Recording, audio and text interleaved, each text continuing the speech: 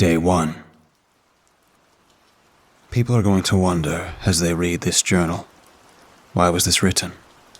Was it to tell a cautionary tale so you don't wind up in a similar situation as myself? Or is it to chronicle the events that had happened to me from beginning to end? Technically, the reason that I am writing these journals is to preserve my own sanity. It hasn't been even 24 hours of this ordeal, and my mind is starting to turn in on itself. Before we start on tangents, let us illustrate how we had gotten to this point in my life. Ever since I was little, there was a side of me that loved to explore.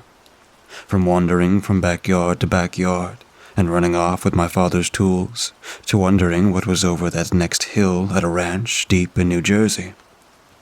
Nowadays, most of that is lost, as you can simply pull up an address in Google and get a satellite view of the property and what lies beyond its borders. My thirst for adventure had me move out to the West Coast on a whim and move back home not once, but twice in failure. However, I wouldn't trade the experiences I had in NorCal as well as in SoCal. After years of working at various odd jobs for various companies, my sights were set on an up-and-coming startup. This company had a great idea, and my focus was to make this the greatest company on earth. Since day one, my routine would start with me showing up early, working hard through the entire day, and then going home on time to recharge for the next day. This would occur for years, and my hard work never went unnoticed, as promotions, raises, and other offers of praises were offered and received. Recently, a critical project came across my desk, and while in charge of a small 6-man team, part of me wanted to get this done. Working 10-hour days for weeks managed to get the project not only ahead of schedule, but also under budget. The powers that be were extremely appreciative of my work ethic, that they surprised myself and my team to dinner at a 5-star steakhouse. The very next day, I was called in for a meeting and was told in no uncertain terms that the next 3 weeks were to be spent on vacation. Trying to protest the issue was met with pushback, as the CEO basically told me to take a break, as my team was more than capable of handling issues while I was gone. With the amount of time allotted to me, and a decent amount saved to go anywhere I wanted, part of me wanted to stay local. Living in the great state of Utah gave me plenty of ideas to go exploring, such as state parks and the lakes that littered the state. However, one of my hobbies was spelunking after a friend of mine took me to a cave system in California. Going deep where few have ever explored is a rush, and there have been times where my fears of being trapped forever had almost come true. As they sent me home to start my vacation early, the rest of the day was spent between packing for my exploration and searching the actively mapped cave system in my area. There was one that was hardly mapped, so that, of course, was my first choice. At daybreak, my outback was loaded with supplies for a destination that was a few hours from my home.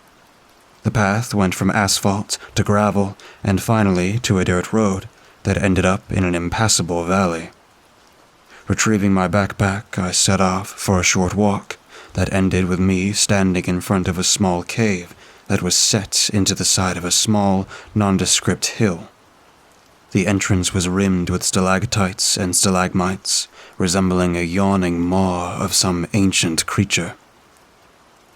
Shrugging off my backpack and pulling out the current map of the cave, it showed around 500 feet of the cave system, before abruptly stopping.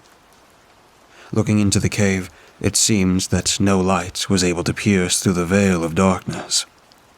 Strapping on my Nightcore HC60 headlamp, I flooded the cave with light, as something skittered away deeper into the cave. The path ran forward at a slight downward angle, as all I could hear was something dripping deeper inside. A few hundred feet further, a path branched off to the left, and I paused to consult the map, and it showed it had not been explored. Pushing forward only allowed me to go about 300 feet before coming up against a barrier that was erected and looked like something out of an old movie. There were 4 wooden panels stretched over that part of the cave, impeding my access further down the tunnel. Seeing that barrier brought me back to one of my first times spelunking, with a trainer named Chris.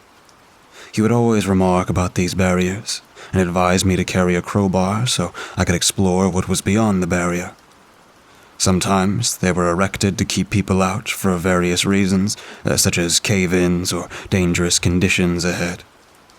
The boards came free with a bit of effort, the crunching sound echoing off the walls of the cavern as the path became unobstructed. Darkness greeted me, as the passage seemed to stretch on forever into the earth. Forging ahead through a myriad of twists and turns, the size of the cavern always stayed consistent, and part of me wondered where this would be going. Minutes later, I had gotten my answer, arriving at a steel door set into a concrete frame. This bulkhead would not be out of place on a submarine. However, finding it deep in a cave raised more questions than answers. Instead of some fancy keypad or biometrics, it had a wheel lock that would open with a simple twist. Placing my hands on the cold metal and jerking it first left, then right, the lock would not disengage. The back of my mind was screaming at me to stop. However, curiosity and pride gave me the strength to turn the lock. Protesting with a cacophony of squeals, the lock finally gave out, and it was being forced open for the first time in God knows how many years. Pushing the heavy door open, my lamp revealed a smaller room with another door set into the opposite wall. "What is this place?" was my first thought. Some sort of bunker. Thankfully, the inner door required less strength to open as it revealed a larger room, as my beam illuminated a few feet past the entrance. Pushing forward into the room, fluorescent lights clicked on as if to announce my arrival. Reaching up to turn off my headlamp, part of me marveled as to when and why this place was built. This room reminded me of something out of a horror movie akin to Day of the Dead, where it was a general meeting space where briefings would be conducted. A hall led deeper into the complex, as there were doors spread out at even intervals. It was only 5 steps, only 5, until the massive door closed on its own and locked its bolts in place, sealing me off inside. No amount of twisting or turning would get the lock to disengage, no matter how many hours were spent. My mind reeled as the room spun, and darkness rose up to greet me. Day 2. First things first, I'm fine from my little spill yesterday, waking up hours later on the cold tile floor. The only injuries suffered, other than my pride, was a nasty knot on my head and a sore left shoulder. These journals are being written on some ancient terminals that are scattered throughout the complex. At first, I hoped that these NEXT computers were hooked up to the internet and could get out a distress call that way. However, that would not be the case, as it was on a closed local network tied to a mainframe with no ties to the outside world. Wandering around the complex, it was unclear what it was designed for, as there were 4 levels and multiple rooms that served a specific purpose. Living quarters ranged from multiple bunks in a room to lavish accommodations complete with flat-screen TV, plush carpet, and advanced technology from the late 90s. Power coursed throughout the complex, which led me to believe it was either geothermal or nuclear, as these quarters were designed to support hundreds of people.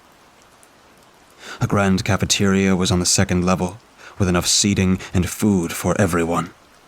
The food was broken up into 3 categories: MREs, powdered, and food bars, as well as bottled water and other drinks. The remainder of the 2nd level was broken up into other areas ranging from gyms, along with a game room, complete with a Street Fighter II The World Warriors arcade game. Other facilities include a locker room with showers that resembled something out of a 6th grade nightmare. There was also a movie theater, along with a media archive that was bigger than my local public library. The media archive had books and movies ranging from classic movies to books on how to do anything from farming to treating radiation sickness. That is when it clicked, as this might be a government bunker set up during the Y2K crisis. Some people feared that this Y2K virus would infect our NORAD systems, launching hundreds of missiles into the air. If this was a government bunker, there had to be an armory, a tool shop, or some type of comms. And that's when I realized there had to be some type of communications bunker to coordinate with other bunkers, the White House, or NORAD. Pushing deeper to the third level, there was an armory. However, there was a keypad with a 5-digit readout, so my chances of finding the combination are slim to none. Another room revealed a tool shop, with all matters of tools and equipment to keep this place working at top efficiency.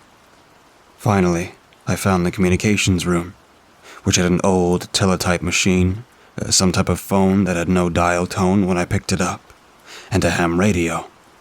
Thankfully, there was also an operator's manual on the ham radio, so after an hour reading it, I was sending out messages. "Hello? Is anyone there? My name's... and I'm stuck in some sort of weird bunker in Utah. Please, come get me." Hours were spent with nothing to show for it. After a good 6 hours of scanning frequencies, sending messages, and listening to nothing but static, I went and retired to eat in the cafeteria, before passing out in one of the more luxurious rooms. Day 5. Routine is one of the things that will keep me sane throughout this entire experience. My routine starts with me getting up at 6 a.m. and getting ready for the day, while sending messages for around 2 hours. These next 2 hours before lunch are spent either reading up on things or exercising to get my appetite up. After a delicious MRE of pork chow mein, I go back to the comms room, leave more messages, and listen to more static. The rest of the day is spent broken up between reading, playing games, or watching movies, while interspersed with going back to the comms. Sometimes I explore the complex. Level 4 only houses a bunch of generators and water tanks that will keep this place going for years. Also, part of me wanted to find the key code for the armory, just in case things get desperate for me. The glass is thick, and there's no way I could even make a dent with the tools from the shop. What irks me the most about this whole situation is that all of this is my fault. No one knows where my latest expedition had led me to, and seeing as they gave me a 3-week vacation, it might be a month or longer before a search is conducted. This place may be a bunker. However, for me, it will be a crypt, as future generations will find my skeleton and wonder what happened to me. Even the routine was starting to grind on me, as part of me was wondering what the hell was going on. The scenario was something out of a horror movie. My exploration had mapped out the entire complex, including an infirmary, a movie theater, and even a small nursery. Part of me wondered if this bunker was supposed to repopulate the Earth, just in case the world went tits up. Day 8. Okay, let me calm down for a second, so I can relay the events that happened a few minutes ago. Someone actually answered one of my broadcasts. As the broadcast started, there was a machine that was connected to the ham radio that started up with an audible whir. This machine was designed to transcribe conversation. My end being designated as Outpost Delta, or OD, and the other end designated as Unknown Sender, or US. Hello? I thought I heard something on this frequency. Can you hear me? Yeah, loud and clear. Thank God. I started to get worried. Where are you broadcasting from? To be honest, I can't really say. It looks like some sort of doomsday bunker right smack dab in the middle of Utah. What about you? Where are you located?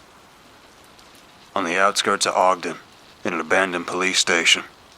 This place is ransacked. There are a few of us holed up here in the basement where we found this old ham radio. We've been on the run for days looking for a place to hole up and ride out this mess. Mess? What do you mean? What's going on? Didn't you hear? North Korea launched some type of missile that looked like it was going to impact Washington, D.C. Our boys shot it down, but there was a payload, as something started spilling out of it. Days later, around half the population started to act erratic, and they started to get more violent, attacking people at random. These things developed and became some type of flesh-eating ghouls. Dude, stop screwing with me. I'm serious. Why the hell would I lie about something like this? Yeah, good point. You don't know me or where I am, so you have no reason to lie. They also only come out at night, so for right now, we're safe. But I can't broadcast for long. They might hear us down here. All right. I'll check in every day at around this time. Sounds good. Take care. You do the same. Be careful out there. After the call and a decent lunch, my curiosity got the better of me. Wandering down to the command center, the control panel with the blinking red light drew me in like a moth to a flame. There was no button accompanying the light, only 3 cryptic letters underneath it. BRC. There were more than a few manuals to reference in the bookshelves inside the command center. However, without even knowing where to start, I would be searching for days. My next stop would be the gym, to let out my frustrations, followed by some more reading, a good dinner, and watching a movie, before passing out for the day. Day 12. Today was a break in the daily routine, as things seems to be getting worse out there. For starters, let me share the latest transcript with the survivors. Usually I would initiate contact. However, this time, they reached out to me. Hey, are you there? Yeah. What's going on, buddy? We're overrun here. Somehow, they're adapting to the light, and they're hunting in daylight. Can you get out? Can you make it to where I am? Not likely. We lost Martinez, O'Hara, and Vasquez. Come on, guys, push them back. Dear God, what can I do to help? Can you make it to us? If you can get us some of that hardware, that would... I spent hours on the radio, desperately trying to reach them again, to find out what happened. Nothing worked.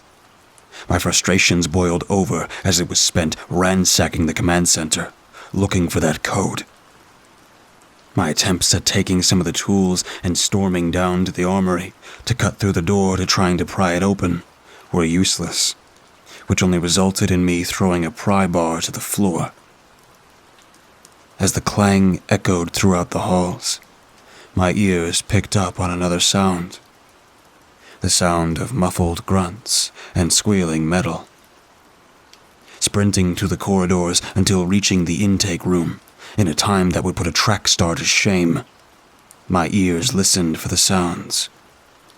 The air was still, and the only thing that was present was the hum of the fluorescent lights. Wanting to find the source of this sound, I hesitantly placed my ear up to the massive steel door. At first, there was nothing.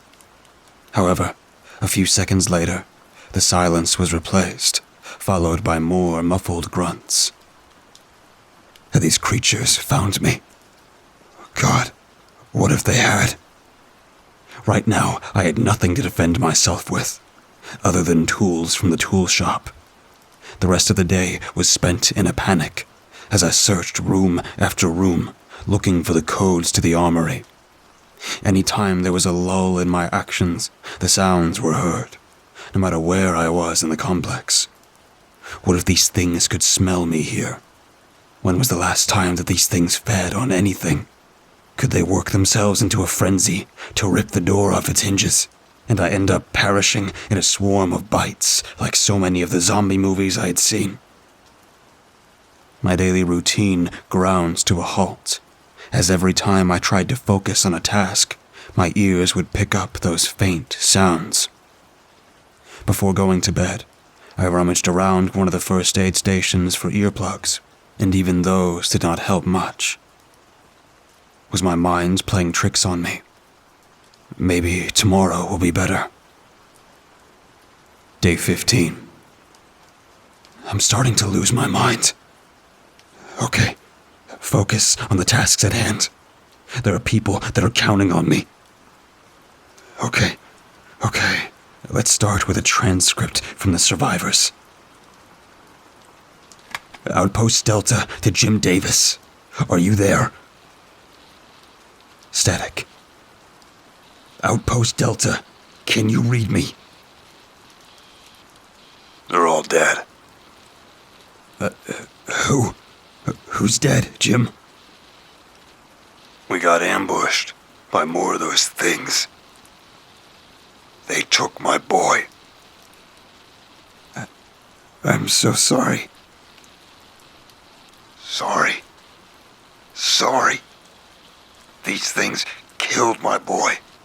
You're safe and secure in some type of shelter, and you get to be sorry? No. I'm gonna go out there and give these things hell. You won't hear from me anymore. No, Jim, please. You can come here. There's plenty of food and supplies for us to live out long lives. Not my style. Now, if you'll excuse me, I need to kill these monsters that took my son from me. The sounds are getting worse, and it feels like they're coming from everywhere and nowhere all at once. The earplugs aren't making a dent anymore. The routine has broken down to watching CCTVs in the complex and eating when I remember to. Wait. Okay, I picked up something out of place on one of the monitors. Some type of shadow that's moving through one of the dimly lit halls. The motion-activated light looked like it was turned off. However, there was a shadow seeming to lurk just outside of the frame. Had these things gotten in? Walking a lap through the complex and opening all the doors turned up nothing. However, what if these things are good at hiding? What if they're waiting for me to rest before they strike? What if they're in here with me? I'm going to die down here. Please, God, help me.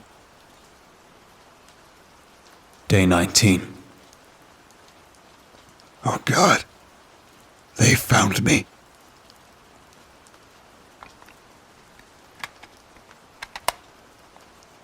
After action report, number 281, BRC 427-2021. We had gotten a report that Outpost Delta had been breached, and someone had been locked inside. The person in question had been spelunking in a cave system near Oregon, and had found the shelter. This shelter had been set up sometime in the late 1990s, and had been forgotten about until now. Please refer to Section 12-140 for a list of current or abandoned shelters. The first few days of reviewing the CCTV footage noticed the subject in good health and spirits. However, on the 8th day, this individual had found the communications room and had reached out to talk to someone. 3 teenagers living in Ogden had picked up the signals via their own ham radio and decided to play a practical joke on the individual. They concocted a story about how North Korea had sent over a missile that was intercepted by our fighters and released some sort of biological warfare into the populace. This chemical changed regular folks into, and I quote, flesh-eating ghouls. Continued to reach out to the individuals in question, one of whom has now identified himself as Jim Davis. Mr. Davis told him tales about a world that had been devastated by these creatures, and how the group was doing their best to survive. The three individuals had been approached by DHS and had been read the riot act, being warned not to do something like this again. They haven't been charged officially with any crime. However, we have given them over to the local authorities, as well as their parents, who will promptly handle the matter. Mr. mental state seemed to deteriorate as they heard the last broadcast on day 15. During this time, the logs were pulled from the mainframe, and he began to hear things, such as mumbling and scraping of metal. This was the U.S. Army Corps of Engineers, accompanied by a unit of National Guardsmen, on how to best breach this door and to perform a rescue. This same individual also reported seeing things on the CCTV feed. However, after reviewing the footage for any anomalies, none were found. On day 19, we managed to breach into the complex by cutting through the wheel lock assemblies on both doors. The National Guard moved through the complex, level by level, wondering where had gone to. On the third level, they encountered this individual, who was crazed and deranged. Clutching a pry bar and swinging it like a sword, he shouted gibberish at the top of his lungs. One of the guardsmen, carrying a taser, struck the target in the side of the neck, dropping him instantly. The individual was restrained, put on a gurney, and airlifted to the Huntsman Mental Health Institute. Currently, is being held for observation. However, the prognosis looks unfavorable. This person still believes that he is in the bunker, and that everyone that encounters him is one of these ghouls. Other than dehydration, the individual is in good physical health. The cave leading towards the bunker was safely collapsed by the Army Corps of Engineers, and has been listed as decommissioned.